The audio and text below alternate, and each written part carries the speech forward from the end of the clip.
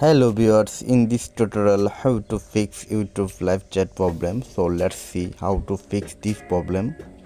For fixing this problem, first of all find YouTube apps, tap on YouTube and hold, tap on info, scroll down and tap on stress and tap on clear cache and clear data, then tap on delete and go to Play Store and search for YouTube,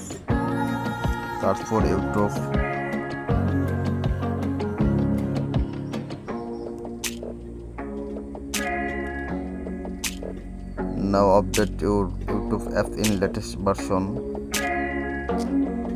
After completing process, restart your phone.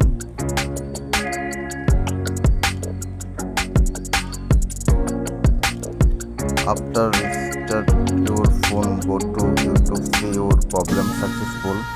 So thanks for watching. Stay connected for more updates.